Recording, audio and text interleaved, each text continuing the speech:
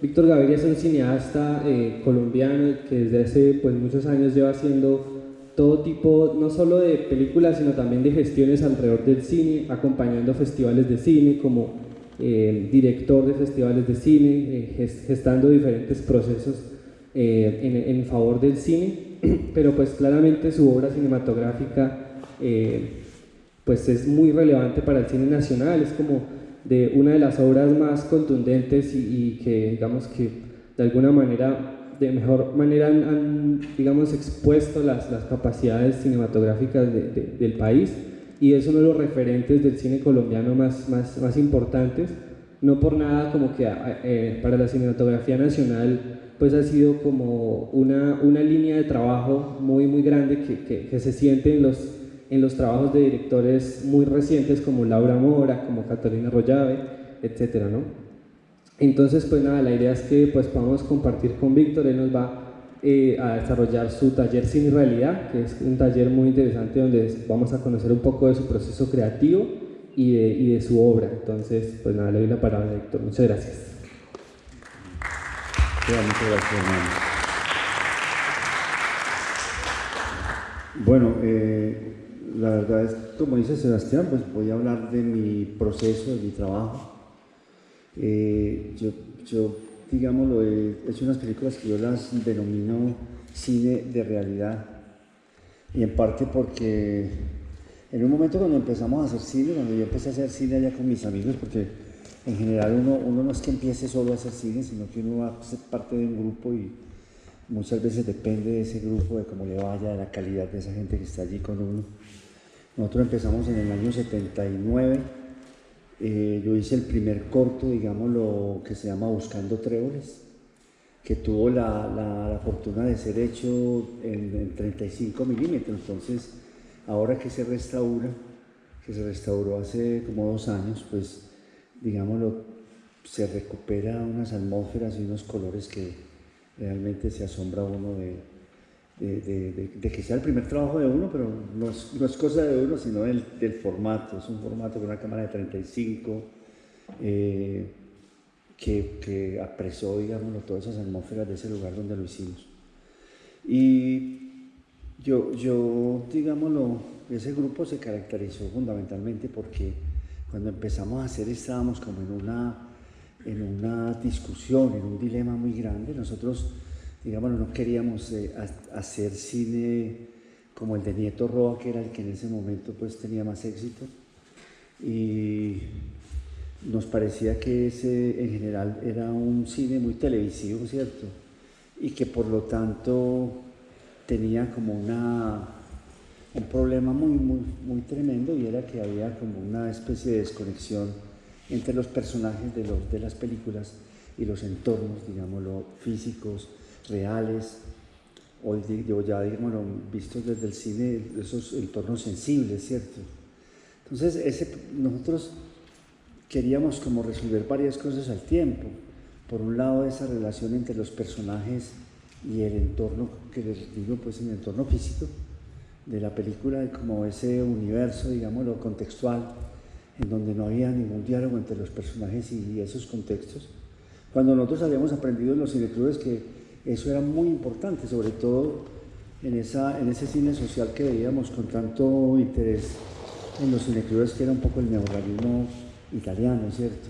Ese diálogo constante entre los lugares, las locaciones, las calles, las casas, esos entornos, digamos, los contextuales, que estaban todo el tiempo hablando y diciendo cosas al espectador y que definían al personaje, y que el personaje hacía parte de ese paisaje de una manera pues con una identidad muy profunda, ¿cierto? Y lo otro que nos molestaba también mucho, que era también, digámoslo, provenía de lo mismo, de ese cine, digámoslo, de la televisión, y era el actor, digámoslo, siempre demostrativo, el actor de televisión, demostrativo en el sentido de que siempre estaba como subrayando lo que decía, y tenía siempre un tono teatral inevitable, que nosotros queríamos también como tratar de emular lo que veíamos en el cine de los cineclubes, que era un cine en donde primaba era más como los lenguajes coloquiales, los lenguajes, digámoslo, no venidos de la literatura ni del teatro, sino venidos de la vida cotidiana misma, ¿cierto?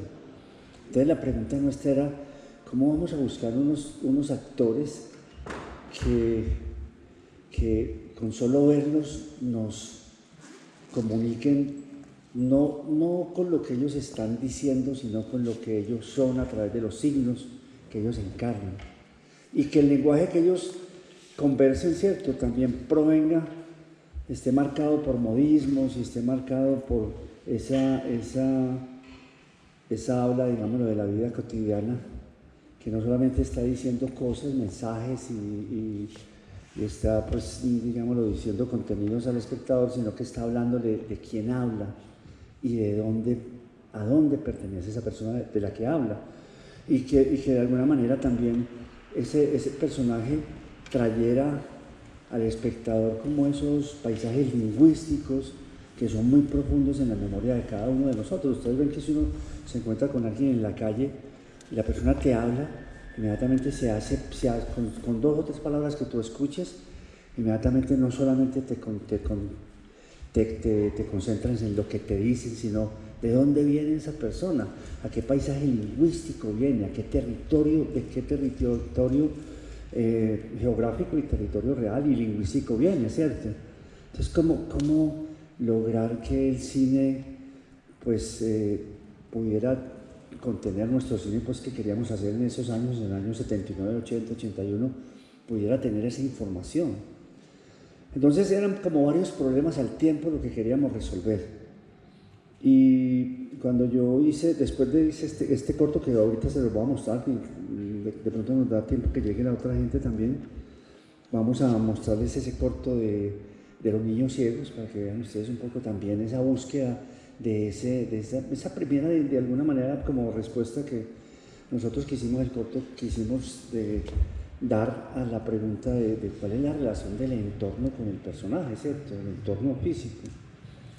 Y yo recuerdo que yo quería hacer después de este corto de Buscando Tréboles, quería hacer un corto, o hice un corto que se llamó La lupa del fin del mundo, basada en un recuerdo que yo tenía del colegio, cuando estaba yo creo que en primero de primaria, y entonces se oscureció como el mundo, el recreo, todo, porque el fin del mundo de pronto se apareció, un fin del mundo histórico, no subjetivo ni personal, sino el fin del mundo que se dio cuando hubo el problema de los misiles entre Cuba y Estados Unidos, y hubo momentos en donde el mundo estuvo en la cuerda floja, pues a punto de desatarse una guerra nuclear, y eso trascendió a todas partes, a todos los rincones, a todos el colegio nuestro. Entonces yo hice como un corto de esos recuerdos y fui a buscar los actores pues adolescentes o actores niños, me recomendaron un grupo de teatro de la Biblioteca Pública Piloto, y cuando yo fui a buscarlos y a seleccionarlos, pues los vi muy bien, unos pelados muy, muy bien parecidos, ¿cierto? Con mucha, digámoslo, posibilidades dramatúrgicas, físicamente, fisionómicamente, pero cuando los puse a ensayar, pues yo me aterroricé porque eran unos niños totalmente teatrales, así demostrativos, sobreactuados, que ahí mismo te ponían en un lugar muy distinto al cine. Entonces yo me asusté mucho con eso, yo dije, ¿pero qué vamos a hacer con estos actores? Y me di cuenta que era una cosa que ocurría en todo Medellín, o sea, todos los actores de los grupos, casi todos políticos, eran actores casi todos muy panfletarios que siempre salían al borde del escenario a decir una consigna, a decir una idea, digamos, ideológica, una frase ideológica y demás, donde no había construcción de personajes y en donde el ejercicio era más bien como exclamativo, pregonero, ¿cierto? Era un teatro que cumplía una función política muy clara. Entonces,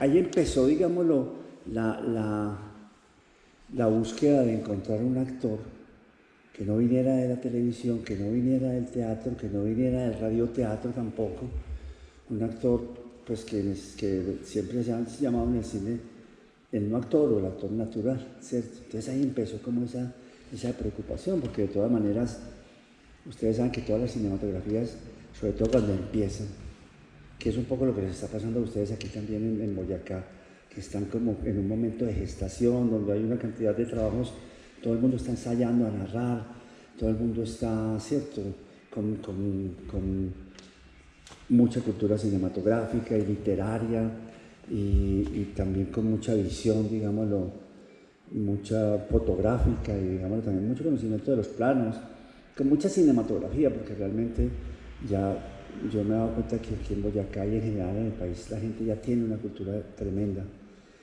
Pero ayer me di cuenta, cuando vimos como más o menos 10 o un poco más de cortometrajes y de trabajos que se expusieron en la noche, pues al final del primer día del encuentro, yo me di cuenta que era increíble que estaba pasando a estos realizadores lo mismo que nos pasaba a nosotros allá en Medellín en el año 80, 79, 80. Y era que se nos metía, se nos enquistaba en el medio del relato un discurso totalmente teatral, trascendente, literario en ese sentido, que malograba todo lo que se lograba, ¿cierto?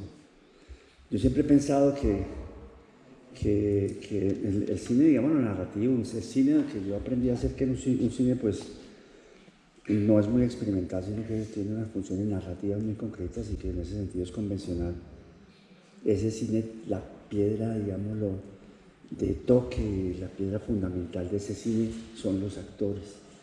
Entonces, si uno no tiene unos actores que realmente te convenzan de golpe y que al contrario te hagan, te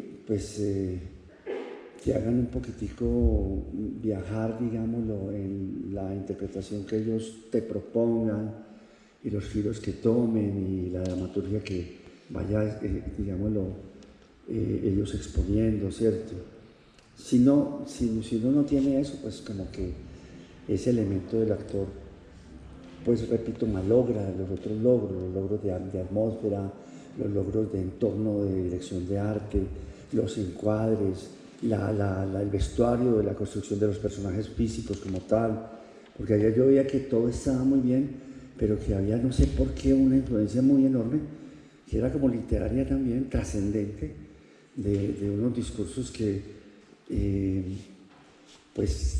como que involucionaban todo lo que se había logrado, unos discursos de actores que de pronto pues como que no permitían que esa cantera profunda del sentido que es el actor pues estuviera funcionando.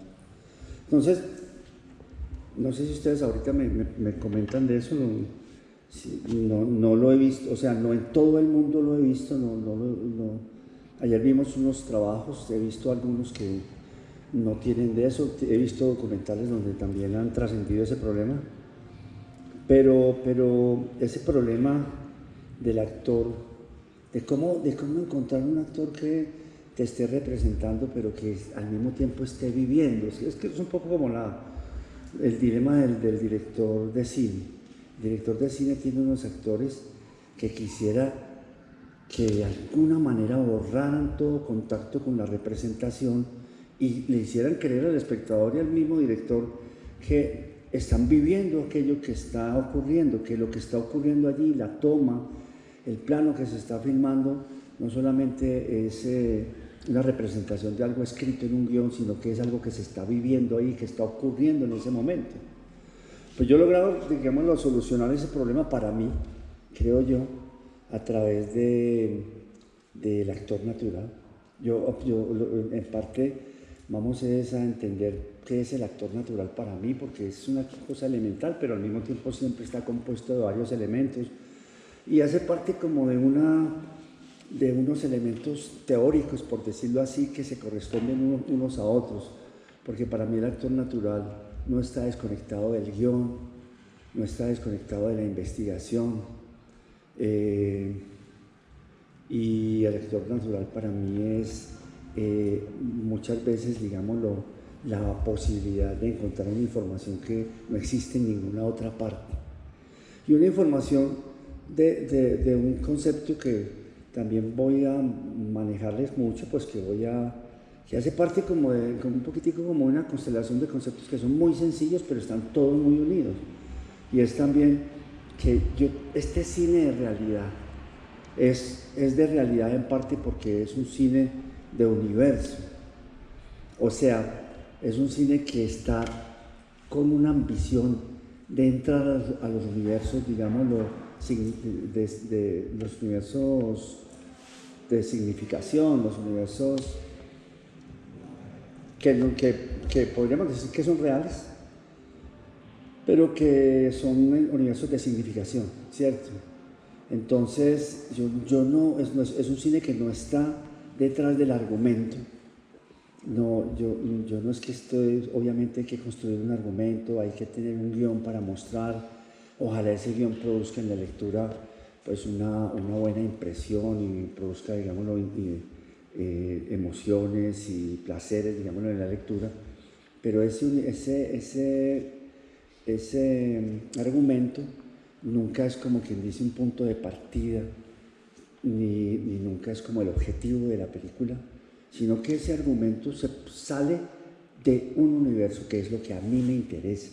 Y ese universo, como les digo, de alguna manera es una forma de acercarse a la realidad, de tener cerca, digámoslo, la realidad como universo. ¿Cierto? Las realidades, digámoslo, son como inaccesibles, ¿cierto? Las realidades. Pero en la medida en que les pongo un ejemplo, ustedes van a hacer una película sobre un colegio, tienen ganas de hacer una película sobre unas estudiantes, o un colegio mixto, un colegio nocturno y demás. Entonces yo siempre voy, digámoslo, no en búsqueda del argumento. Es posible que haya de pronto una anécdota que me haya de pronto interesado y me conduzca a interesarme por hacer algo sobre un colegio, pero yo siempre voy es encontrar, digámoslo, el sentido de realidad más amplio que cobija ese colegio, que en el fondo es el universo de esa institución. Entonces, en la medida en que yo todo el tiempo estoy como quien dice, buscando esos universos. Y cuando hice una película sobre el ferrocarril de Antioquia, tenía un argumento de unos jubilados que peleaban con un jefe de estación, y tenía un argumento que tenía forma, digámoslo, de comienzo, transcurso y final, y estaba bastante claro, pero yo sabía que eso no era lo que a mí me interesaba. Eso era como quien dice un pretexto para poder entrar a algo que era más difícil y que yo quería que moldeara, digámoslo, la forma de mi cortometraje, de mi película, que era entrar al universo del ferrocarril de Antioquia. ¿Sí me entienden? Entonces, incluso cuando después hicimos Rodrigo Bueno Futuro, cuando empezamos a hacer la película, claramente nosotros, los amigos pues que estábamos escribiendo y que estábamos ahí en los distintos roles, sabíamos que queríamos hacer una película sobre las comunas populares y los barrios populares de Medellín, pero que no nacía ese interés porque nos hubieran contado una anécdota o porque tuviéramos un cuento, porque tuviéramos un argumento, sino porque estábamos necesitados en saber qué era ese mundo y por lo tanto era en búsqueda de ese universo. Entonces, ¿el universo en qué sentido? En que es universo es una palabra, es una metáfora, ¿cierto? Que viene seguramente de la física, de la astronomía y todo eso, y que significa, como quien dice, un sistema de elementos, de signos, de símbolos, que es en el sentido del universo que es complejo, que es inabarcable en cierto sentido, cuyos elementos no son finitos, no los tienes tú limitados, estás enfrentado a un sistema de unos universos, de unos elementos que están siempre desdoblándose, están siempre propagándose, están siempre duplicándose, multiplicándose. O sea que tú estás enfrentando un sistema, un relato que nunca vas a comprender del todo y que siempre vas a estar de alguna manera, nunca lo vas a abarcar, nunca vas a decir hasta aquí llegué. Es como una especie de humo que está como si tuvieras la sensación de que el sentido y el significado de ese relato de universo es como un humo que siempre está propagándose, que nunca puedes contener y que nunca puedes decir hasta aquí llegó, ¿cierto? Los elementos son estos y que incluso no sabes, digámoslo, sabemos que tiene muchísimos órdenes, tiene esos órdenes son de muchas maneras, o sea, no tienen un orden de 1, 2, 3 como un argumento en general. Cuando ustedes se enfrentan a un cuento, incluso un poema o un guión, ¿cierto? Ustedes se están enfrentando a un relato que tiene un orden muy claro, unos elementos finitos que son muy claros y que tienen y que tú puedes de alguna manera decir que los elementos son 60 secuencias, son 500 párrafos o 5000 palabras, ¿sí me entienden? Pueden decir de qué está constituido ese elemento. El universo no. El universo siempre es algo en donde tú te haces experiencias, haces aventuras de inmersión y vas entendiendo, digamos, los significados, vas entendiendo cosas, pero en ningún momento puedes decir que ya comprendes totalmente ese universo. Entonces eso es lo que ese cine de realidad precisamente es de realidad porque está enfrentado también metafóricamente a esos universos, a esas constelaciones y esos relatos que son inabarcables, que no tienen, digamos, los límites, como la realidad. ¿Sí me entiendes? Es un poco como la realidad. Y que siempre como la realidad, yo no sé si ustedes tienen la experiencia que la realidad es siempre lo inesperado, lo imprevisto. Tú piensas que vas para tal parte y pasa una cosa que la realidad te da y que te cambia todo. O sea, la realidad siempre es como quien dice ese forastero, ese intruso que se te mete. Y en el fondo es esa experiencia de otredad, es siempre lo otro que se te mete. Tú tienes muy controlado todos tus conceptos, lo que tú eres, lo que son los demás, lo tienes muy establecido. Cuando de pronto alguien entra y te muestra la cara, es otra cosa. Y te cambia completamente el sentido. Entonces es un poco, no sé si es un poco la experiencia de estas películas que hemos hecho, pocas, pero como Rodrigo ve que de todas maneras cuando se presentó la primera vez la gente lo que tenía era una sensación de que estaba ante la realidad, ¿cierto? Ante una experiencia de realidad. ¿En qué sentido? De que se metían otras personas, de que había una cantidad de desconocidos, de gente que no sabías que existían en la ciudad, de personas que estaban tan claras, te hablaban de una manera tan clara, tenían unos objetivos tan claros, unas expectativas tan claras, pero tú nunca sabías que estaban conviviendo contigo en la ciudad. Eran unos otros que llegaban ahí y que te hacían vivir una experiencia de otredad, que es una experiencia muy importante en el cine, como quien dice, no la experiencia de lo mismo, de la identidad, sino la experiencia de la otredad, de que te aparecen unos intrusos, te aparecen otros elementos que hacen, digamos, lo que te quitan un poco el piso y que te hacen sentir que no hay nada más hermoso en la experiencia de vida que encontrar que hay otra gente allá al lado, que el mundo que tú habías imaginado era mucho más complejo, está llena de otros y que incluso te dan la posibilidad de verte a ti mismo como otro también, ¿cierto? Entonces es el sentido del sentido del cine y realidad, ¿cierto? Entonces, ese dilema que yo creo que es un dilema que siente todas las personas que están empezando a hacer cine, que vuelvo y les repito que es el dilema de dónde encontrar un actor que no represente, un actor que tenga, digámoslo, pues que tenga la fortuna de estar frente a la cámara como si estuviera viviendo. ¿Cómo hacer que esa experiencia de rodaje no sea solamente un ejercicio de ilustración, de repetición, de representación, sino que aparezca también ahí, digamos, unos elementos de verdad, unos elementos de vida, eso por un lado, y que al mismo tiempo, a nivel del diálogo y de los diálogos, del lenguaje, pues, digámoslo, del habla, tenga el elemento del habla, ¿cierto? Ustedes ven ¿qué es el habla? El habla El habla, el contrario a la lengua, es esa experiencia, digámoslo, yo me hago por acá. El habla es esa experiencia que tiene uno cuando sale a la calle y que se da cuenta que nadie habla literariamente, ¿cierto?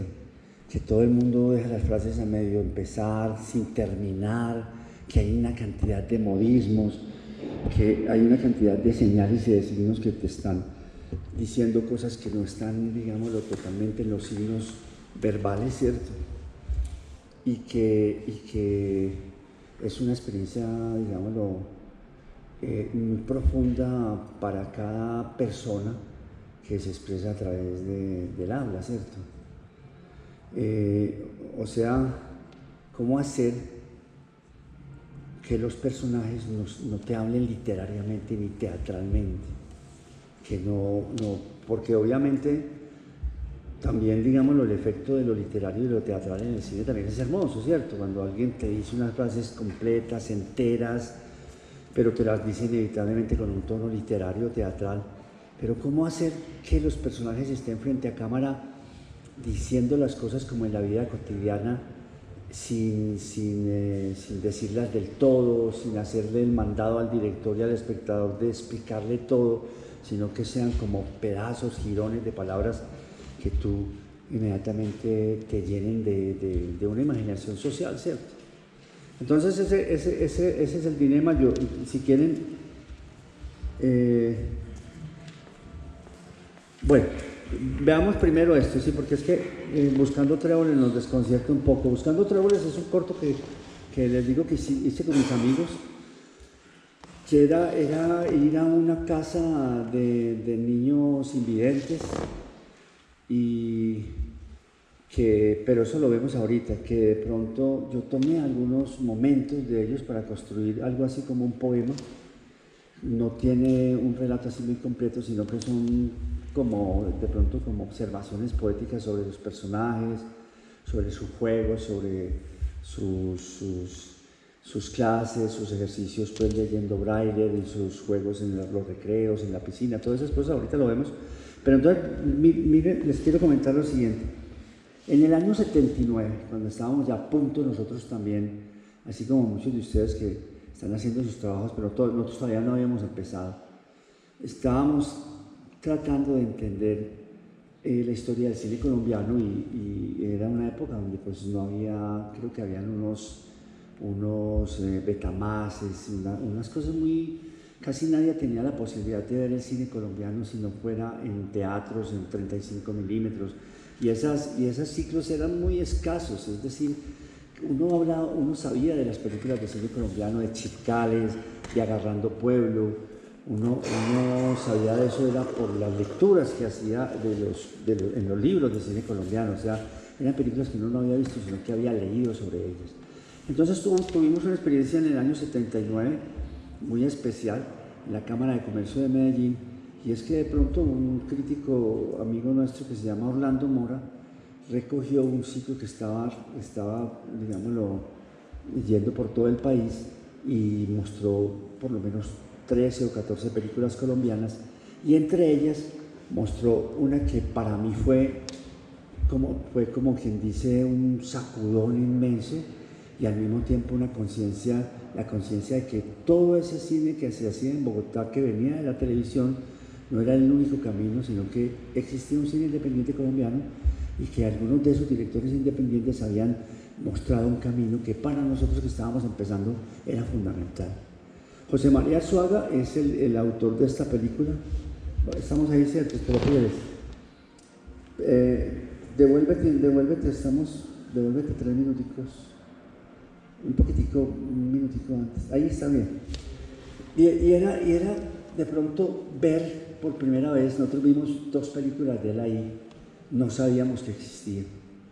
No sé por qué, yo hacía parte como de un grupo de poetas de la Universidad de Antioquia, de una revista que se llamaba Cuanimántima, y no éramos para nada, digamos, los famosos del cine, sino que fuimos como aprendiendo un poco, pero en ese momento ver Raíces de Piedra, que es el primer largometraje de José María Arzuaga, y luego ver Pasado el Meridiano, esas dos películas como que nos dieron a nosotros la idea de que sí existía una tradición de cine colombiano, que sí existía un camino. Y lo hermoso de todo era que respondían a esa pregunta de que los personajes sí estaban relacionados, como en el neorrealismo italiano, estaban relacionados con el entorno contextual, con el entorno físico, con el entorno sensible, ¿cierto? Y digámoslo, el cine que venía de la televisión, ese cine de Nieto Roa, venía de la televisión, tenía creo yo, pues yo esto no lo he discutido con nadie, pero yo saqué la conclusión de que tenía un problema y era que no tenía un espacio cinematográfico. Digámoslo, al no ser capaz ese cine de poner a dialogar a los personajes con el entorno físico, al impedirse, al no ser capaz de hacer ese diálogo, entonces eso significaba que estábamos todavía en un entorno de televisión, en un entorno, digámoslo, del plano de televisión. Yo no sé cómo se podrá decir eso, pero en general, en la televisión, que se hacía, digámoslo, todas esas novelas, antes de que Pepe Sánchez sacara la cámara, digámoslo, con el chinche, la sacara a la calle, a los estudios, a espacios reales realmente. Antes de eso todo se hacía en los estudios, y en los estudios no había un espacio cinematográfico. Era inevitable, porque las cosas eran de cartón, las cosas eran de mentira, las cosas no eran las cosas, no hacían parte de un universo de cosas, no hacían parte de un universo de signos de un entorno, ¿cierto? Y entonces eso hacía que la cámara, por ejemplo, no tuviera todo el espacio y la libertad para moverse en torno a los personajes. Había lugares prohibidos en los planos de televisión.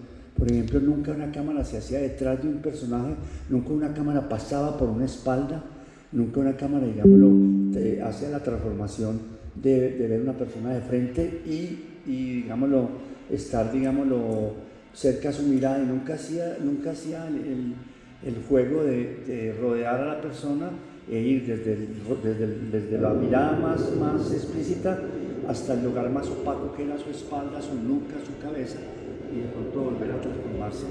No se podía eso, ¿sí me entiende? Había como un semicírculo del espacio del plano de televisión que hacía que no existiera realmente el plano, la posibilidad del plano cinematográfico.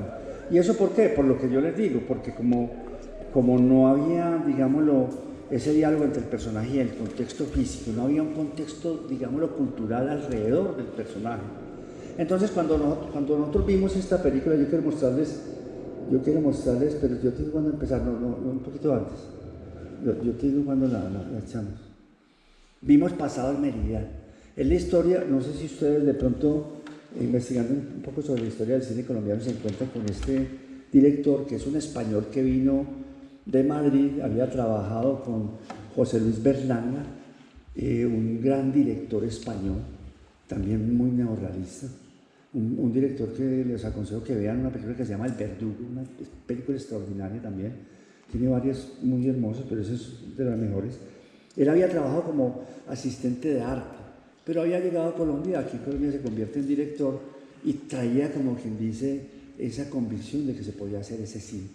Entonces la primera película es Raíces de Piedra, que es la historia, y empieza, era increíble porque nunca habíamos visto unos muchachos metidos en un camión, en la parte de atrás de un camión, mirando, digámoslo, el entorno de la ciudad, hasta que llegan por allá a unas ladrilleras, unos chircales en el sur de Bogotá, y empiezan a mostrar, digamos, el dilema de estos actores era que uno de ellos estaba enfermo, se había enloquecido, no sabían cómo tratarlo, ellos lo amarraban a un árbol, y entonces ellos empiezan a buscar por toda la ciudad a ver quién los puede ayudar, quién les puede dar una mano, y van a unos edificios donde ellos fueron obreros y constructores de esos edificios, y van a los halls a hablar, aquí nosotros trabajamos acá, nosotros hicimos este edificio, pero obviamente a nadie le interesaba hablar con ellos. Y entonces aparece por primera vez unos entornos que eran reales, que eran verdaderos y que hacían parte del cine, ¿cierto? En esta película, entonces, miren, quiero que vean un poquitico antes, porque esta es la historia de este personaje que es un portero, un poquitico antes. Devuélvete un poco antes a la... Es para mostrarles... Aquí está bien, está bien. Yo te digo cuándo. Es la historia de un portero de una empresa de publicidad que a primera hora de la mañana recibe un telegrama en donde le dicen que su mamá ha muerto y que lo esperan para ir a enterrarla en un pueblo de la sabana. Entonces toda la película él es tratando de convencer a la secretaria de que le comunique al jefe, es una empresa de publicidad, le comunique al jefe que él tiene que ir a enterrar a su mamá y que le den ese permiso, pero eso como que lo postergan, como que a nadie le interesa y eso se va demorando. Ese día, digámoslo, en la empresa de publicidad van a hacer una campaña publicitaria de un producto así como Bienestarina que lo van a lanzar en un barrio pobre. Entonces él se ve, digámoslo, obligado a estar allí con todo el grupo de trabajo de los publicistas y demás trabajadores. Y entonces van a ese barrio, pero resulta que en ese barrio, cuando ellos visten a los de campesinos, a las personas que van a ser parte de la publicidad, que son gente del barrio, y cuando disponen, digámoslo, a los personajes para hacer el comercial, la realidad se revela y empieza a correr un viento con arena al punto de que los echa del lugar y ellos tienen que salir corriendo de ahí sin poder hacer el comercial. Entonces, ¿qué quiere decir eso? Que estamos ante un entorno que no solamente se relaciona con los personajes, es real, sino que al mismo tiempo es protagónico, también es un personaje, digámoslo, de la película. Y entonces veamos esto que para ustedes de pronto no es, para nosotros en el año 79 fue clave.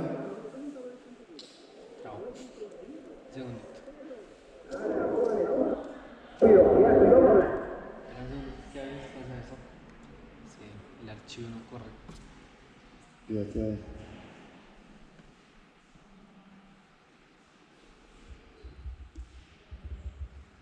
Esta es una película donde está todo vivo, donde está todo el entorno vivo, en donde el viento... Pero aquí está como en el minuto 22, un poquito antes.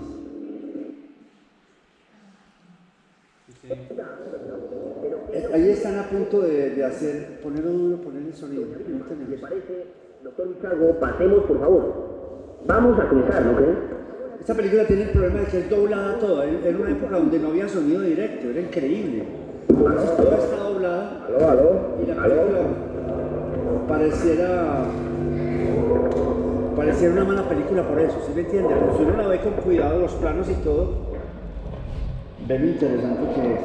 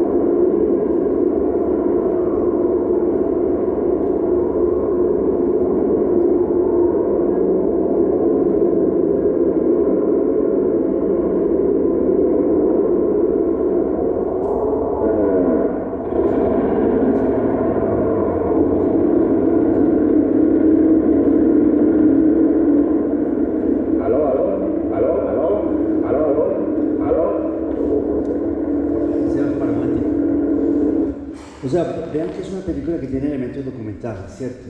Hay gente real, hay un desorden, digámoslo, estimulante, ¿cierto?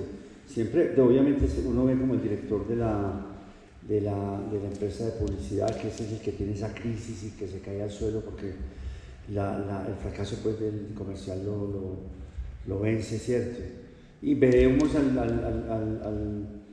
al celador que también lo marcan muy bien montándose detrás de un pick-up. Pero de todas maneras hay como gente real, ¿sí me entiende? Hay gente real que entra y seguramente extras que están dándole pues una dinámica muy especial al plano. Y quiero que vean lo que sí, que fue lo que a mí me impresionó, y es que yo nunca pensé que en una película colombiana la película dialogara con la realidad y con la ciudad al punto de que de pronto aparece un atropellado, un muerto ¿Aló? de autopista. ¿Aló? Ahora sí funciona.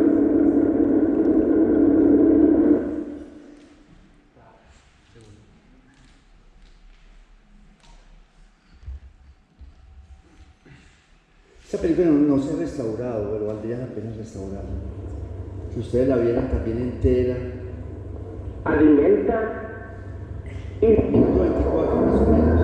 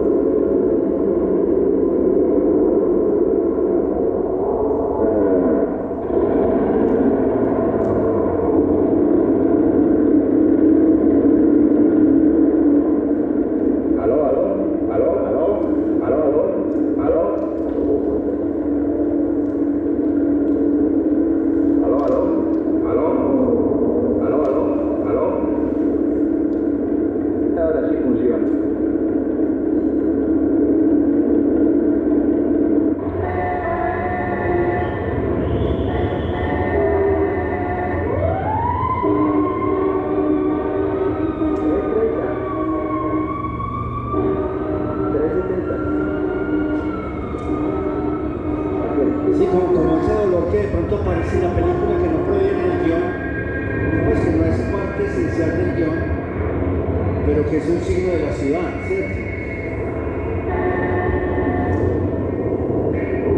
Y que obviamente le recuerda a él que él tiene que enterrar a la mamá, ¿cierto?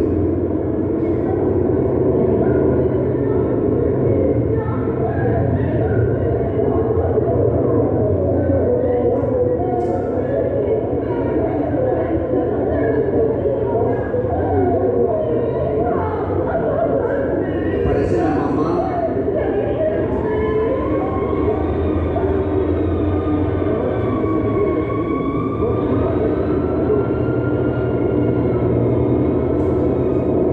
O sea, aparece el cadáver, aparece el mirón, ¿cierto? El que está mirando.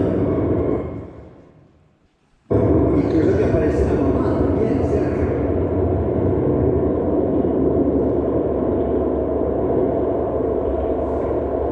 O sea, de alguna manera, para ir un momentico, de alguna manera faltaría como el plano del celador, pues hacerle un plano cercano al celador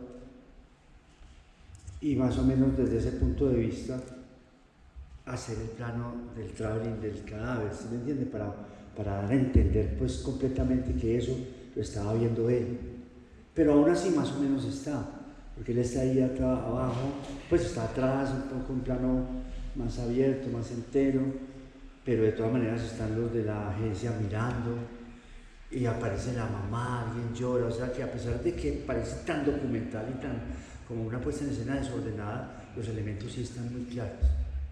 Y sobre todo la emoción, digámoslo, de la ciudad como tal, o sea, ese jirón de ciudad que aparece ahí tocada por la tragedia, que todos lo hemos vivido, ¿cierto? Cuando uno le toca eso, uno sabe inmediatamente que eso está, hay como una especie de escándalo del sentido de que hay algo incomprensible que es un cadáver, un muerto, la muerte, todo eso.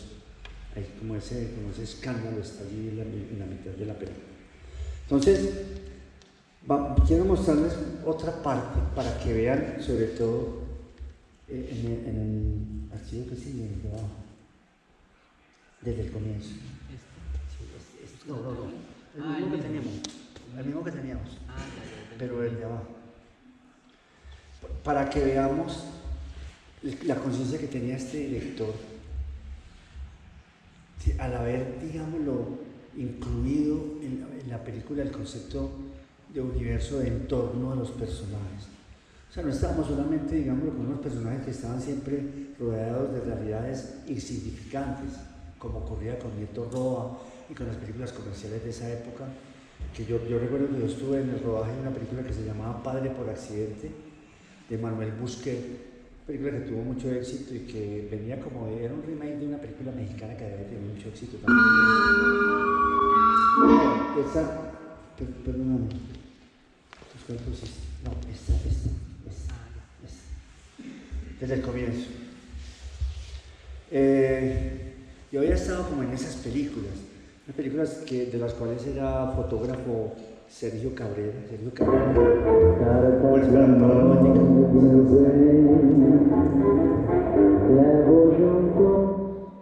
Sergio, por ejemplo, me invitaba a esas películas de Nieto Roa porque en un momento dado, antes de ser ese gran director en el que se convirtió Sergio Cabrera, él entró al cine colombiano como fotógrafo y nadie sabía muy bien de dónde venía, porque ustedes saben que Sergio Cabrera venía de la guerrilla, venía de la China, venía pues de unos lugares donde la gente, donde supiera, pues seguramente lo hubieran perseguido y estigmatizado mucho.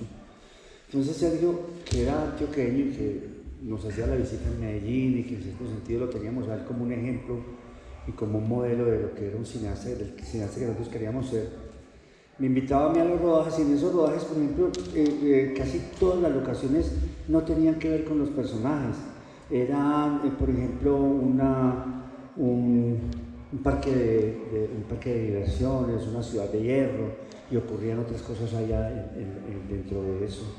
Y casi siempre íbamos, digámoslo, a rodar, o yo acompañaba a Sergio a rodar como a los barrios del sur, donde se hacían planos dentro de los carros. Cuando se hacen planos, digamos, donde no importa el exterior, sino que se hacen diálogos dentro de los carros. El conductor habla con el copiloto o con el que está atrás, o mira, pero no se ve, digamos, los exteriores. Y entonces se hacían en unos barrios del sur, en donde todo el mundo se agolpaba, digamos, toda la gente de los barrios.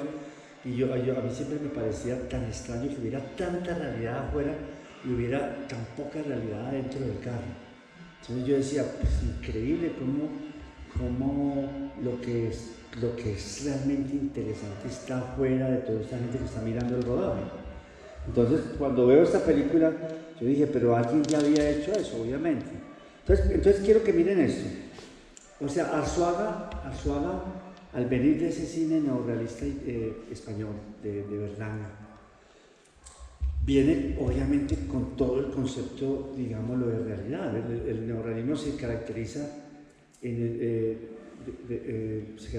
porque el retrato que se hace, digamos, lo dramatúrgico, es un retrato de realidad en donde las cosas son signos que están, digámoslo, dándole al espectador un significado de lo que está viendo, tanto como el mismo personaje, tanto como el mismo guión, tanto como las cosas que se hablan, ¿cierto?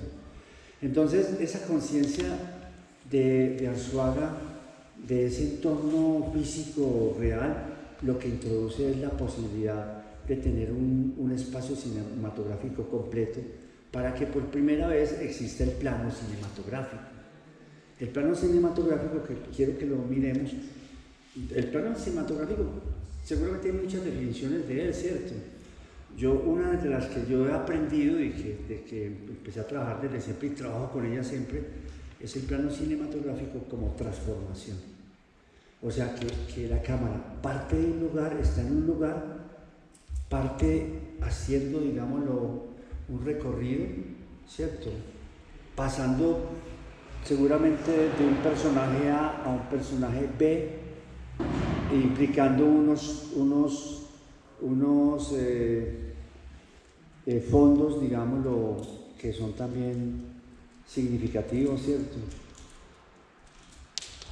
Pero sobre todo que la cámara, o sea, el plano de transformación como un viaje de la cámara de un lugar a otro, en donde fundamentalmente se hacen presentes un personaje A, un personaje B, a veces otros personajes C, pero sobre todo se hace, digámoslo, evidente el entorno que da sentido a los personajes y con quienes los personajes están dialogando. Entonces miremos esto. Al fin le dan el permiso a él para ir al pueblo de su mamá a enterrarla. Entonces se monta en el tren de la sabana. Esto es hasta muy interesante porque en el rollo anterior se ve como la entrada a la estación y entonces es como documental, o sea, tiene elementos de memoria súper interesantes que no los encuentran en ninguna parte sino en esta película. De todas maneras, él se sienta ahí, hay una señora que está oyendo radio. El problema de la película, como les digo, es que no había sonido directo, entonces está todo doblado. Yo no sé si ellos hicieron un sonido de referencia con alguna grabadora, me imagino que sí, para después, digámoslo, sincronizar lo que dijeron los actores. Pero siempre hay como una sensación como de artificialidad y que malogra un poco la película. O sea, que hace que las actuaciones estén dobladas por actores de radioteatro y que por lo tanto no sea una actuación un poco teatral también, desafortunadamente. Entonces miremos.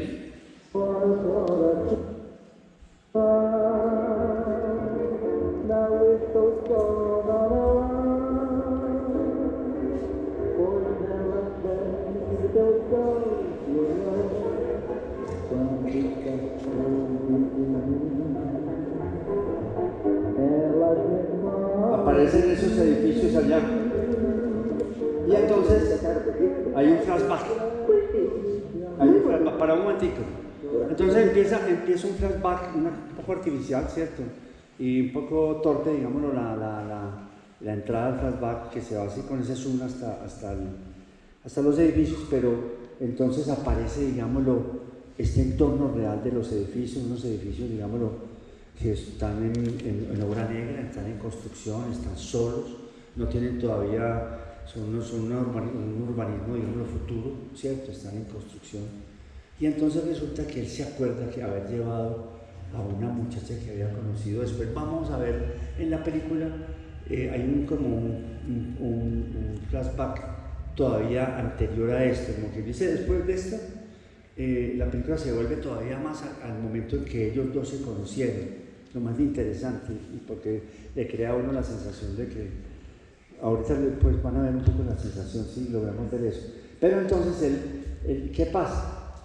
Él se acuerda de cuando le estaba coqueteando a esa muchacha y se la llevó, la invitó a estar en ese lugar. Entonces miren cómo narra esto.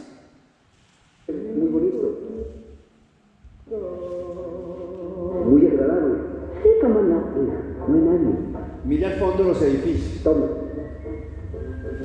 Y mira el plano como empieza a transformarse. Están en la mitad del cuadro y de pronto la Ya cámara hace bastante tiempo que no visito a mi mamá. 3 años. vuelve, la cámara se adelanta un poco. Contenta ya. La cámara se adelanta un poco, ellos se hacen a la derecha del cuadro. Toma. Miran para allá y de pronto Yo siempre lo escribo, ¿sabes? salen de cuadro. ¿Sí? Para un momento, el hecho de que estemos en un entorno real, en un entorno, digámoslo, cultural, un contexto cultural, que en este caso son esos edificios en obra negra y que por lo tanto están solitarios y por lo tanto están también llenos de misterios y de peligros, ¿cierto?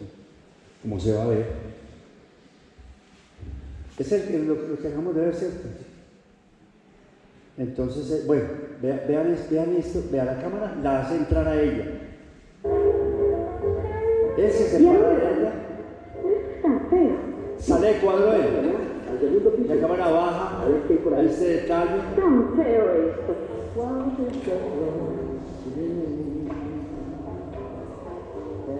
Él trata de meterse allá adentro. La cámara va de la piedra a él.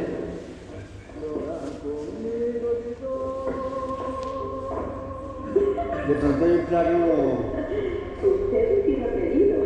misterioso, ¿cierto? Miren esta transformación del plano. Ellos vienen hacia la cámara, van a la derecha del cuadro, de pronto ya avanza y la cámara la acompaña y lo saca de cuadro a él. Y la cámara la deja a ella sola. El plano lo deja ella sola. Y de pronto la cámara vuelve acá. Mire qué cantidad de transformaciones. Para un momentico ahí. Mire qué cantidad de transformaciones que hay ahí.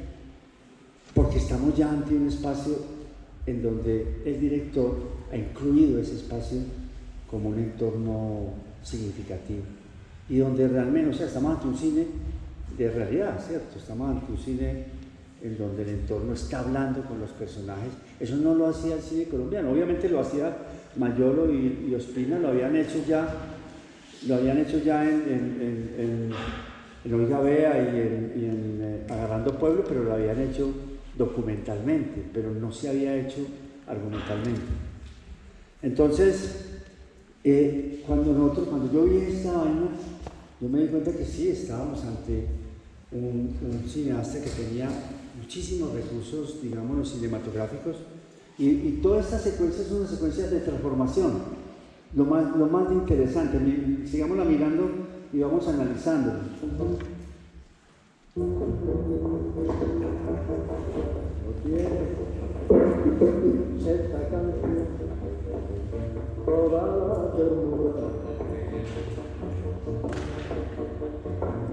Ahí esos tira entran al cuadro. Todo esto, ¿cierto? Trae, que tengo el plan. Tanto he soñado maravillosa, mi pequeña, de sentirme. Venga, no seas curioso. Tú sientes carpeta de colores. Sabes que a mí me gustan las gotitas como tú. Este pendejo. ¿Cómo suena de fuerte el aire aquí? Estrella más, tú solo eres tú. Hay música de tu. Siempre la conciencia de tener los edificios al fondo.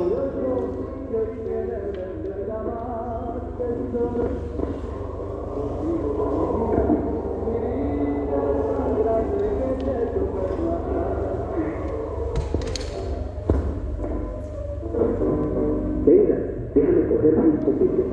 Ni más faltaba. Le gusta tocar, ¿cierto? Claro, Luz. Miren la transformación de este plano. La cámara Me deja que está adelante, luego se Bueno, pasa aquí. detrás de ellos dos. más abajito. Ni O pensarlo, sea que el círculo es completo, el ¿Con círculo. quién cree que está? Luego vuelve adelante de ellos. Pero si no le voy a hacer nada. Déjese. Este los tiene de Le perfil, diré que no. pero se adelanta y se pone de frente totalmente a ellos dos. Se pasa el eje, digamos, al otro lado. Vuelve a estar de espaldas. Se queda de espaldas a ellos.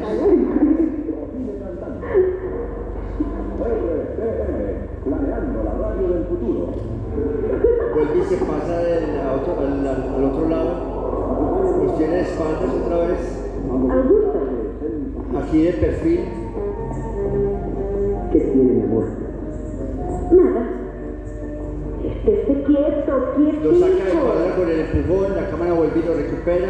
Miren, es un plano que tiene por lo menos 20 o 25 transformaciones. Vuelve otra vez a ellos de perfil.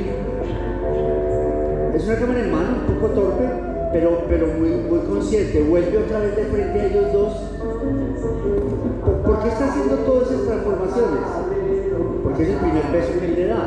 O O sea, es como quien dice, narrando ese acercamiento de ellos dos que se da en este plano. No hay médico por aquí.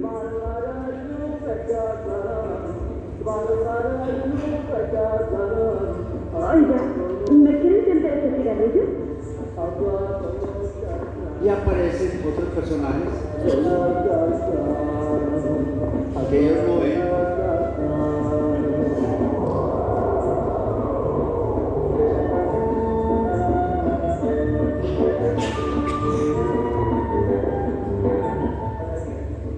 Ya ellos se bajan de ahí, paremos un momentico. Pero lo que yo les quiero decir es que para un momentico, aquí ya aparecen los personajes que están allá adentro. Empiezan a verse, empiezan a asediar, empiezan a un poquito como a ser testigos de lo que está pasando y a intimidar y ya a un poco adelantar lo que va a pasar más adelante. Pero es increíble que por primera vez que tiene uno un espacio real completamente en donde los personajes dialogan con ese espacio, entonces el plano se suelta. El plano se suelta y el plano empieza a pasar de A a B, siempre teniendo ese entorno, digamos, lo real que es como C, ¿cierto? Está todo el tiempo dialogando con esas cosas que están al fondo, a veces oscuras, a veces en plena luz del sol, si están afuera. Y entonces el plano ya empieza, digámoslo, a recorrer espacios de no significación que son las espaldas, que son espacios, digámoslo, de expectativa, y se resuelve de pronto volver al espacio en donde uno más o menos tiene información de qué están pensando los personajes, que están viviendo, que son frente a las miradas, y empieza, digámoslo, a entender uno que estamos ante un lenguaje de un director que lo tiene muy elaborado y que fragmenta los cuerpos y que está dándole valor, digámoslo, a los fuera de cuadro, a lo que entra de afuera adentro, de lo que está adentro y sale, ¿cierto? A los fondos, a los desemboques, empieza, como quien dice, a elaborarse todas las transformaciones del plano, que hay que analizarlas muy bien cuáles son las transformaciones del plano, ¿cierto? Entonces, si quieren adelantemos un poquito. Aparecen estos personajes, ¿cierto? Esta era una película que le gustaba mucho a Andrés Caicedo y que Andrés Caicedo escribió sobre ella, incluso lo entrevistó en Ojo al Cine, le gastó una entrevista larga con Arzuaga, y que cuando hizo Angelita y Miguel Ángel, toma de modelo esta película, increíblemente. O sea, van a ver el momento que hay aquí. Entonces, no se paró.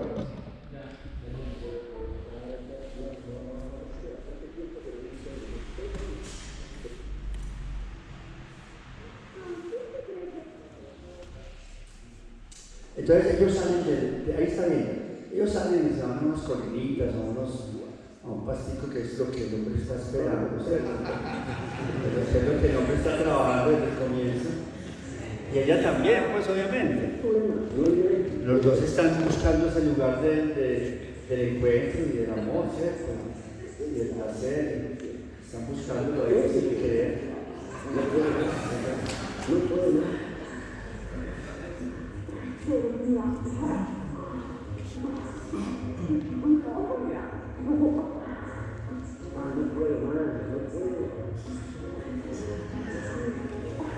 Mire de fondo ese edificio siniestro, ¿no?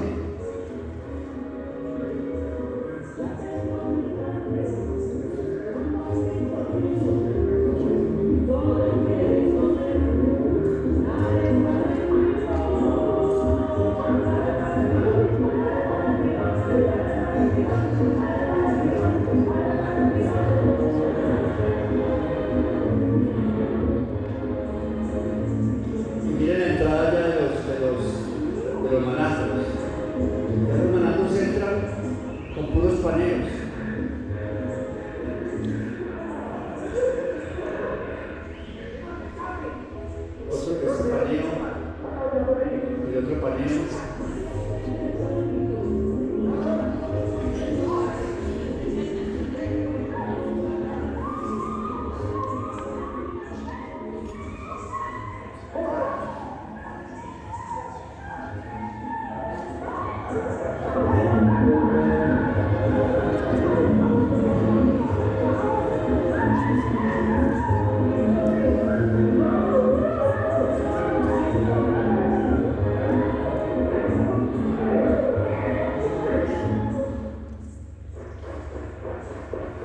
Como les digo, eso era una escena que Alejandro escribió sobre ella, porque era de terror, ¿no? Una escena de terror, de maldad, de violencia, de traición, de cobardía, ¿no?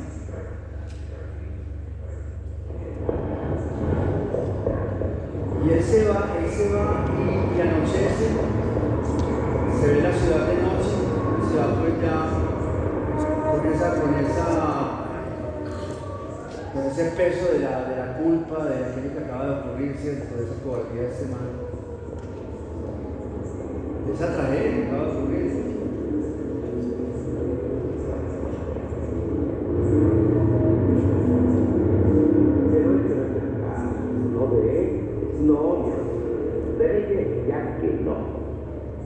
Y miren interesante la visualización y la transformación de estos planos. Si no nos demoramos nada. Entró a cuadro allá al fondo, al otro lado de la vidriera, ¿cierto? ¿Cómo? La cámara lo recogió acá, dos espaldas, él vuelve y sale, y la cámara lo sigue transformando el plano. Y aparece esta espalda de este man aquí, y él está esperando, qué bonito eso, sale de cuadro, vuelve y entra, y la cámara ya lo acompaña acá, hasta que él se pone otra vez de espaldas a la cámara. Señorita, ¿puede hacer un paquete de cigarrillos? Bueno, pero miren qué interesante, se fuera de cuadro, no sabemos quién es, y es una tienda, es un lugar, una farmacia, no sé. Y es un plano que nunca se hacía en el cine colombiano, de dos espaldas. Y él va a llamar ¿a quién? Va a llamar a la casa de su amiga, a ver si ella se salvó de estos tipos, y ella le responde y le dice que no pasó nada.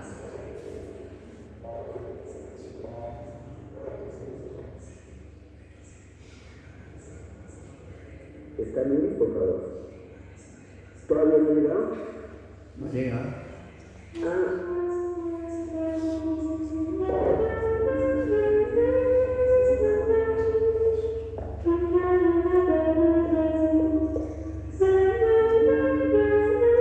Es la primera vez en el cine colombiano de ficción en donde hay un sentimiento que es intangible, ¿cierto? Que no se muestra, pero que el espectador lo entiende perfectamente. Y ahí sigue la película. Pero sí, en qué secuencia tan extraordinaria. Bueno, ahorita quería mostrarles solamente este fragmento. Y entonces aparece, creo yo, por primera vez en el cine colombiano, pues de ficción. Porque ya lo había hecho, digámoslo, en Chiscal, en Marta Rodríguez, ya lo había hecho Mayor y Ospina en Agarrando Pueblo, ya habían hecho, digamos, esas espaldas, y habían hecho esos fueras de cuadro, y esas transformaciones del plano ya se veía que realmente existía un espacio continuo, un espacio sensible que permitía la existencia del plano cinematográfico. No sé si hay alguna pregunta.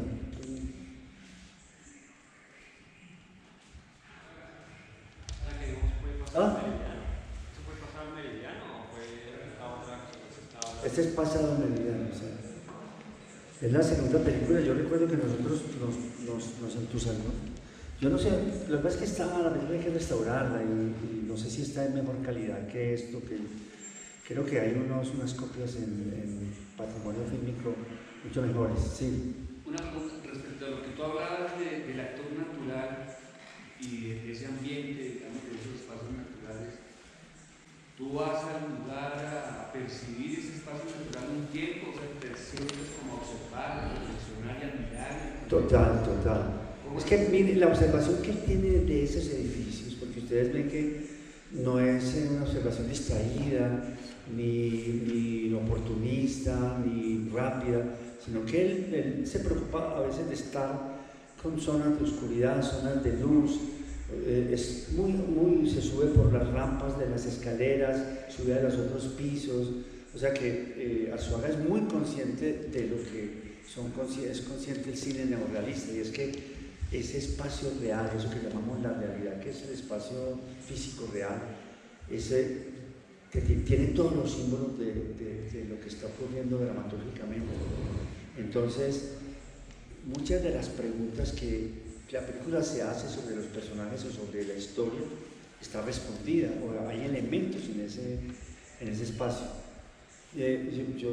Obviamente, cuando uno ve sobre todo a Rossellini, sobre todo Paisà y Roma, Ciudad Abierta, también el interés por los espacios es conmovedor, ¿sí me entiendes? Súper conmovedor. Y es una cosa que no existía en el cine mundial, o sea, cuando el neorrealismo en el año 45 como que aparece con Visconti, aparece con Rossellini, la verdad es que en la dramaturgia mundial no existía que esos entornos hablaran al espectador y le hablaran, digamos, y fueran parte constitutiva del relato de la película. Unos entornos reales que no son producidos en estudio, ¿cierto? Que no son producidos en estudio, que están hablando de esa otredad, de esa cosa que no tiene límites, cuyo significado está todo el tiempo transformándose, que es la realidad, pero que siempre hay que tenerla ahí porque es, digámoslo, ese lugar en donde tú puedes entender quién eres y dónde estás, ¿cierto? Eso siempre, yo ahorita les muestro, por ejemplo, nosotros estamos haciendo ahora, pues, digamos, preparando una película que ocurre en los barrios populares de Medellín, como todo lo que yo he hecho, pero ahora estamos más metidos en unos barrios en donde, digamos, esos barrios de invasión que han terminado como construidos a partir de unas escaleras que suben, de unos callejoncitos que han sido asfaltados, de una cantidad de caminos que convierten como muy infantiles esos barrios, parecieran como unos barrios de juguete de alguna manera. Pero yo ahora les muestro, porque lo tengo en mi computador, que lo vi esta mañana, digámoslo, la indagación por lo que son esos espacios reales de esos barrios es tan importante como la conversación que puedo tener yo con los protagonistas o con las personas que están sirviéndome de narradores de ese mundo. Entonces tengo, por ejemplo, una foto que yo lo llamo gárgola, y es una foto de un cemento que trata de contener como una escalera que está suspendida en el aire. Entonces son como unos ladrillos y un cemento que ha sido puesto así en un desorden que parece, visto así un poco por el rabillo del ojo, visto como si fuera la cara de un monstruo, pero uno la mira bien y es alguien que trató de mantener en el aire una escalera que tarde o temprano se va a caer, pero que la pegó con un cemento y unos ladrillos en un gesto de desespero tan impresionante y de precariedad y de alguna manera de equilibrio, digamos, lo existencial, imposible de lograr. ¿Entiende? Entonces, esos signos que uno todo el tiempo tiene uno que estar viendo para entender, digámoslo, volvemos a lo mismo, pues, volvemos a lo de lo cual yo les voy a hablar todo el tiempo, y es los universos. O sea, vamos a hacer la película de una familia, que es una mamá y 3 hijos con las que ella supone que ha fracasado porque uno se mete a un grupo armado, la otra se va a los pueblos a prostituirse, la otra sale a la calle a tratar de buscar el placer y la libertad que no ve en ninguna parte, sino a través de la droga, ¿cierto? Entonces, es un fracaso de esa señora tremendo, un fracaso tremendo que quiero que la película como que exprese ese fracaso que ocurre todos los días en todas partes y a nadie le importa y como que pareciera que no se registra en ninguna parte. Entonces, obviamente, como yo no estoy solo sobre la familia, sino sobre ese universo, estoy también hablando con muchas familias parecidas, que han vivido cosas iguales, señoras que han vivido lo mismo, cantidades de jóvenes que han estado en esas bacrines y que han muerto en esas bacrines, o que han terminado en la cárcel, cantidades de jóvenes que se han ido al centro a vivir la libertad de la droga, ¿cierto? Y ese fuego fatuo de la droga. Pero el diálogo mío no es solamente con esa familia, sino con ese universo, o sea, con una cantidad de personas. Y obviamente también es el diálogo con esos callejones y esas callejuelas y esas escaleras, porque tú muchas veces pasas por esas escaleras y de pronto te das cuenta que hay unas personas que se están levantando del piso detrás de una puerta, y cuando uno de pronto pregunta, esas personas viven ahí detrás de esa puerta, duermen ahí. Entonces uno, pues son como quien dice unas experiencias que no están directamente en el guión, en el argumento, pero están en el universo. Entonces tú no puedes entender, como si tu ambición es tratar de hacer una película en donde todos esos elementos significativos del universo entren al argumento y lleguen directamente al espectador, ¿cierto? Entonces por eso tienes que estar todo el tiempo dialogando con todo ese espacio real, Si ustedes ven, por ejemplo, les recomiendo que vuelvan a mirar Alemania Año Cero, ¿cierto? La segunda película neorrealista de Rossellini, Alemania Año Cero. Alemania Año Cero empieza, y uno se pregunta por qué Rossellini se obstinó en que empezara de esa manera. Empieza como si fuera un noticiero, en donde hay una voz que explica, digamos, lo que la guerra ha terminado y que Berlín ha quedado en ruinas. Pero esas ruinas, digámoslo, no existe palabra, y sería muy difícil que existiera de pronto una metáfora o una expresión, puede existir, porque la literatura es capaz de todo, pero no hay una forma más elocuente de mostrar, digámoslo, el sentido, digámoslo, de esa ciudad en ruinas, y lo que no solamente está en ruinas físicamente, sino en ruinas, digámoslo, morales y sociales, y los personajes están en ruinas ellos mismos también, totalmente derrumbados, ¿cierto? Entonces, él hace al comienzo, son como 4 minutos de una cámara que ve todas esas ruinas, calle por calle, cada manzana, y las ve y vuelve y las pasa, mientras una voz en off está explicando un poco de qué se trata, que es una voz en off un poco innecesaria, ¿cierto? Pero yo me imagino que se la obligaron porque no se entendía muy bien por qué esas ruinas iban a estar ahí. Pero esas ruinas tú las tienes que ver, las tienes que mirar, tienes que saber que están ahí, que no son fruto de un estudio, que no las dibujaron, que están en la realidad, que tienen un sentido más allá del cine, y es un sentido que viene de la vida y la muerte, que es la realidad. Entonces, ese es el sentido, digámoslo, de ese entorno real, tan impresionante.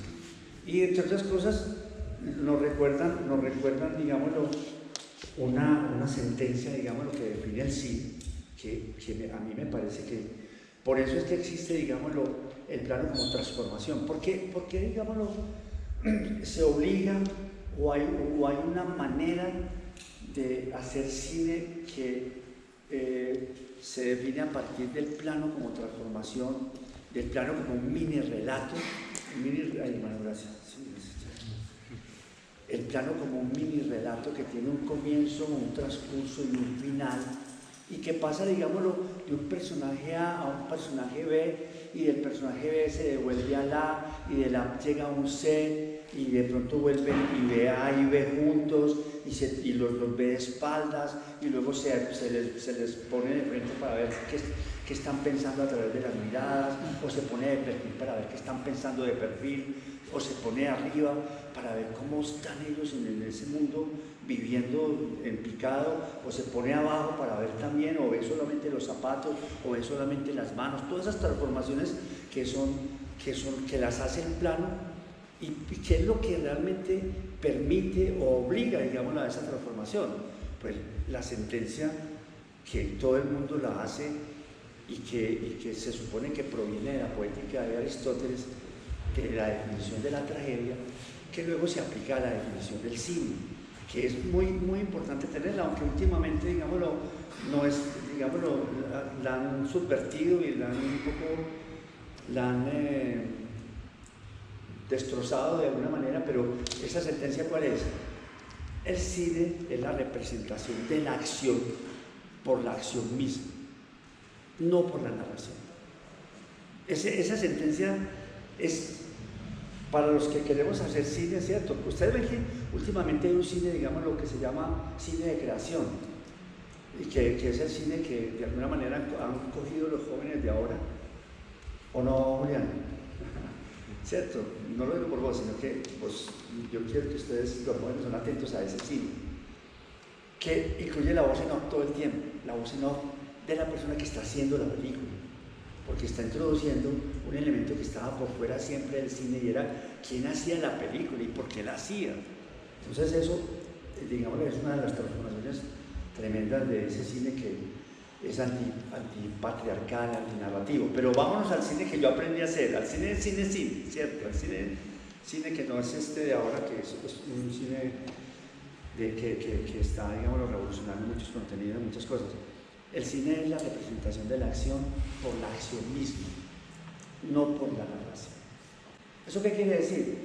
Que nosotros, para decir el dolor de este man, o la vergüenza que él mantiene y la angustia que él mantiene de haber sido tan bruto de irse con esta muchacha por allá a un lugar donde podía pasar de todo, y que además huye como un cobarde, y que además se va con ese presentimiento de que ha ocurrido lo peor a esa muchacha, y que él cree que a lo mejor no le pasó nada y que está en la casa.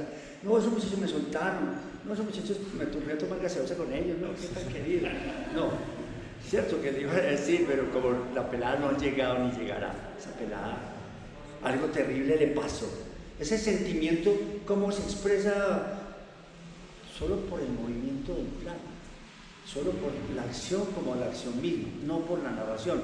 No hay un momento donde el hombre, o el hombre podría decirlo también, podría que el hombre de pronto se queje, ¿cierto? O haga una queja o una frase que diga, ay, no sé qué podría decir el hombre, pero podría también decir algo. Pero no lo dice. ¿Qué quiere decir? Que estamos en la narración, en la acción por la acción misma, no por la narración. Entonces, precisamente la transformación del plano es la esencia del cine. El cine no entra en las personas. Piensen que el cine es un arte, digamos, de los comportamientos. Es un arte que ve las conductas de los demás. Y a partir de verlas es que el espectador infiere qué está sintiendo, qué está pensando, qué se está moviendo, digamos, en el alma del personaje, ¿cierto? Y que queda por allá, digámoslo, en el misterio, en la indefinición, en la indeterminación, y que por lo tanto el espectador es el que se mueve para un lado y el otro a tratar de entender qué está sintiendo el personaje, ¿cierto? Que eso es del cine, eso es del cine. Víctor, ¿será que puedes un poquito más cerca de Bueno. Yo voy a mostrarles acá, voy a dar un salto muy grande. Y voy a... Sí. Tengo una duda en este momento con respecto, ahorita que hablabas del proyecto de hacer una película con una madre que es fracasada. ¿Cómo haces tú el proceso con los actores? ¿Tú haces una preparación con ellos? ¿Tú les indicas qué es lo que ellos tienen que hacer? ¿O tú les dejas completamente libre a ellos que hagan? ¿Cómo es esa preparación? Sí, ¿cómo es la preparación? O sea, aquí vamos a hablar de eso, ¿cierto? Yo digámoslo, en esta enunciación de lo que es para mí el cine de realidad que yo he hecho con estos actores. Estos actores naturales,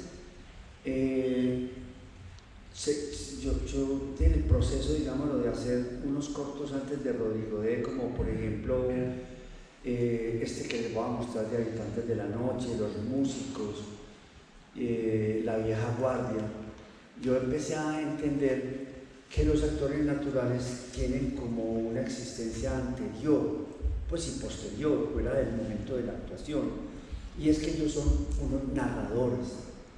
Yo escojo a los actores no porque tengan, digámoslo, no porque yo les haya, a ver cómo les digo, los haya adiestrado, preparado con ejercicios, digámoslo, que puedan ayudarme a ser algunos directores de teatro o algunos actores, no. Para mí, digámoslo, el único requisito y el único elemento, el único herramienta que yo tengo es la improvisación. Entonces los actores para mí naturales son los que improvisan.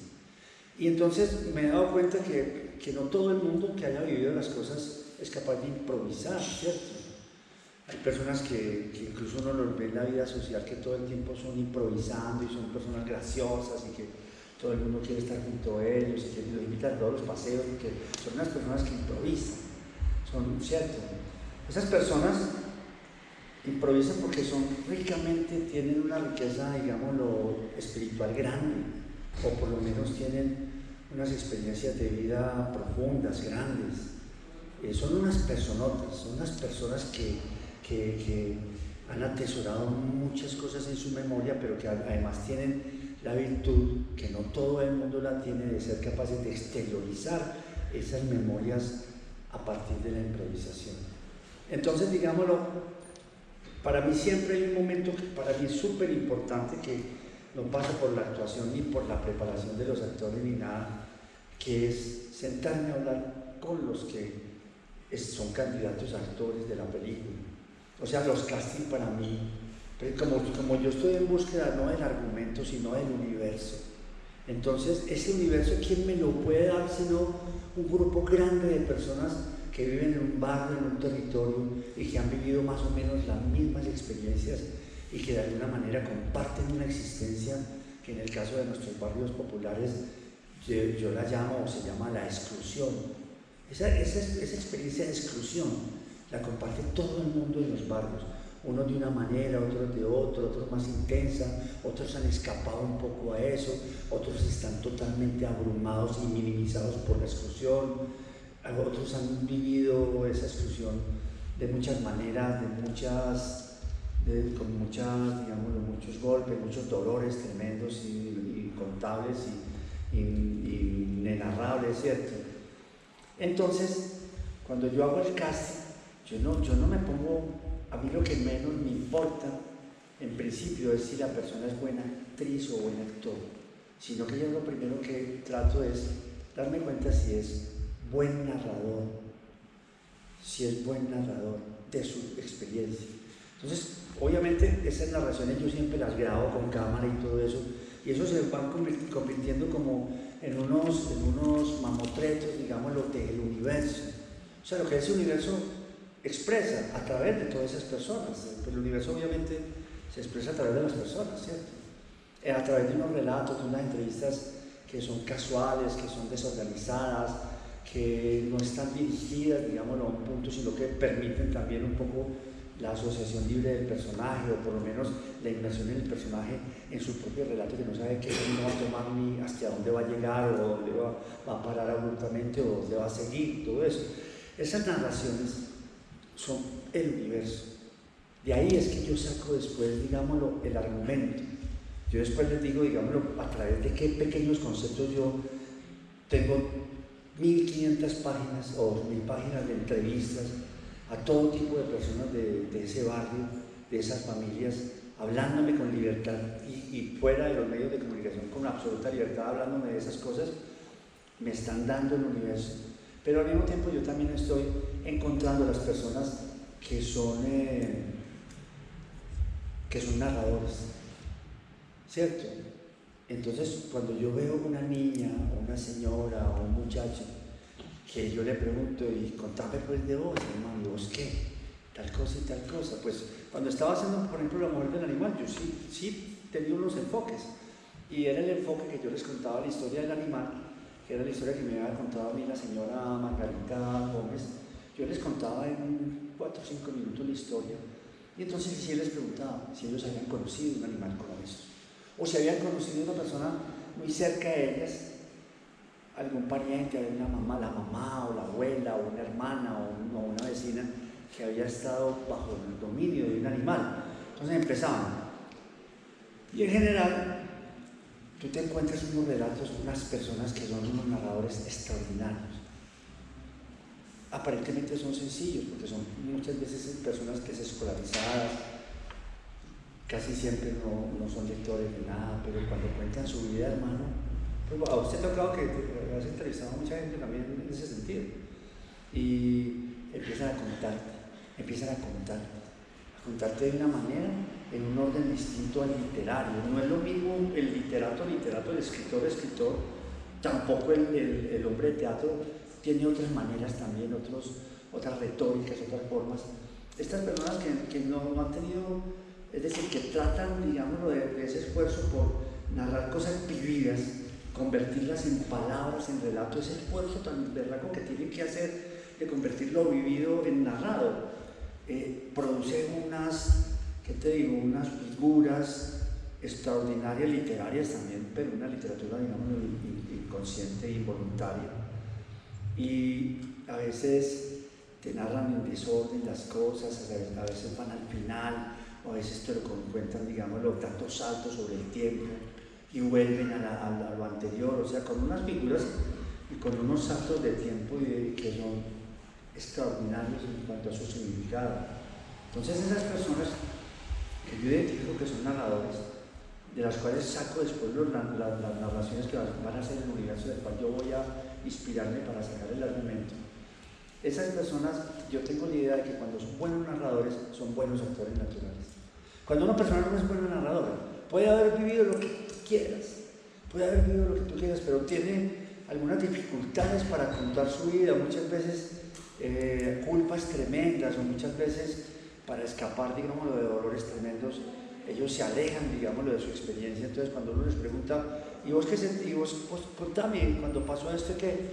Y no se acuerdan, pareciera que no se acordaran de nada, o que no hubieran conservado ninguna detalle, digamos, en la memoria sobre esos momentos.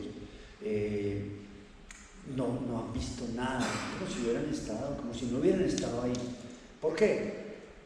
Porque necesitan no estar ahí, porque han decidido no estar ahí, porque ha sido tan duro lo que han vivido que han decidido no ser casi nada ni nadie, ser unas personas completamente nulas para expresarse, unas personas tontas, como si fueran pobres de espíritu. Pero obviamente el narrador, el que luego va a ser tu actor natural, es una persona que para nada es pobre de espíritu. Es una persona que te cuenta, que te dice, que te explica las cosas. Yo ahora demuestro, digámoslo, esos personajes que me parece a mí que son tan especiales.